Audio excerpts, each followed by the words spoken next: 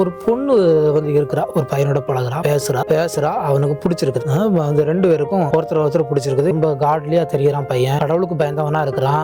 இப்ப இன்னும் சொல்ல போனா சபையினுடைய ஊழிய காரியங்கள்ல வந்து ரொம்ப ஆக்டிவா இருக்கிறான். பாஸ்டரோட புல்பிட்டுக்கு போறான், சர்ச்ல ட்ரெஷரரா இருக்கிறான். பையன் நல்ல கடவுள் பயந்த பையனா இருக்கிறான்னு பொண்ணு நினைக்கிறான். சரின்னு சொல்லிக்கிட்டு அவனுக்கு கல்யாணம் பண்ணிக்கணும் அப்படின்னு வந்து ஒரு வாக்கு கொடுக்குறா. அவங்க வீட்டுல வந்து சொல்றா, எனக்கு இந்த பையனை பிடிச்சிருக்குதுப்பா, வந்து ஓகேன்னு சொல்றாங்க. இப்போ என்ன ஒரு 6 மாசம் பழகுறாங்கன்னு வச்சுப்போம். 2 பேரும் ஒருத்தர் அன்பு செலுத்துறாங்க. இது தெரிய வந்து ஒரு கட்டத்துக்கு மேல தெரிய வருது என்னன்னா, பையனுடைய கேரக்டர் சரியில்லை, ஏதோ ஒரு விஷயத்துல வந்து பையன்கிட்ட வந்து பிரச்சனை இருக்குது அப்படின்னு வந்து வச்சுப்போம். இவளுக்கு தெரிய வருது. இவ்வளவு நாளா அவனைத்தான் தன்னுடைய கணவனாகணும், அவன் தான் தன்னுடைய வந்து வாழ்க்கையில வரணும் அப்படின்னு நினைக்கக்கூடிய பொண்ணு திடீர்னு அவன் சரியில்லை அப்படின்னு தெரிஞ்சதுக்கு அப்புறம் வீட்டுல வந்து பேசுறா. அவளுக்கு வலிக்குது, அவனை விட முடியல, ஜோம் பண்றா. சாமி, நான் உங்களுக்காகத்தான் நான் அவரை ஏத்துக்கிட்டேன், ஆனா அவர் தேவனுக்கு பயந்தவரா இல்லைன்னு தெரிய வருது, நான் உங்களுக்காகவே உடைச்சிட்டு நான் வெளியே வர்றேன், நான் உடைகிறேன் தேவா, உங்களுடைய சித்தம் நிறைவேறட்டும் அப்படின்னு சொல்லிட்டு பொண்ணு வந்து அந்த ரிலேஷன்ஷிப்ல இருந்து வெளியே வந்துடுறான். இன்னொரு உறவுக்குள்ள பிரவேசிக்கிறதுக்கு, தனக்கு ஒரு குடும்பத்தை அமைச்சுக்கிறதுக்கு அந்த பொண்ணு தகுதியானவளா? ஆமா, தகுதியான. ஆனா இதுக்கு முன்னாடி ஒரு பையனோட பழகி இருக்கிறா,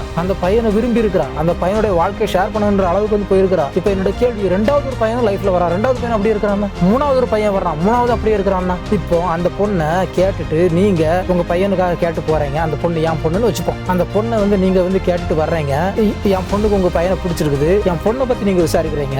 தர்மபுரி சர்ச்சில், மாரண்டள்ளி சர்ச்சில் ஒரு பையனோட வந்து இந்த பொண்ணு வந்து பேசிட்டு இருந்திருக்கிறா இவ்வளவு நாளா, யாபேஸோட பொண்ணு சரியில்லை அப்படின்ற ஒரு வார்த்தை வந்து நிற்குது. இப்போ நீங்க வேண்டான்னு முடிவெடுக்கிறீங்க, உங்க பையன் வேண்டான்னு முடிவெடுக்கிறான். இது விதத்துல நியாயம்? விஷயம் என்னன்னா, என் பொண்ணு முதலாவது ஒரு பையன்ட பழகினால அவனுக்கு என்ன அன்பை கொடுத்தாலோ அதே அன்பை அப்படியே டிரான்ஸ்ஃபர் பண்ணாளா, இல்லைன்னா இங்க கொஞ்சம் அங்க கொஞ்சமா கொடுத்தாளா? ஸோ அன்பு அங்க இருந்த 100% ஆஃப் எஃபர்ட், 100% ஆஃப் லவ் அப்படியே இங்க டிரான்ஸ்ஃபர் ஆச்சதே தவிர அங்க பாதி இங்க பாதி இல்ல, அங்க பாதி இங்க பாதி இருந்தா என் பொண்ணை பார்த்து சரியில்லைன்னு நீங்க சொல்லலாம். ஆனா அங்க என்ன இருந்துச்சோ அதை அப்படியே டிரான்ஸ்ஃபர் பண்ணாங்க. Because he was not right. இங்க அறியாமையினால போன பொண்ணு, அறியாமையினால போன பையன் அந்த பொண்ணை பத்தி தெரியாம போயிட்டான். இப்போ ஒரு கட்டத்துக்கு மேல அவன் வெளியே வரணும்னு நினைக்கிறான், நல்லவன் தான், கடவுளுக்கு பயந்து தான் நடக்கிறான்.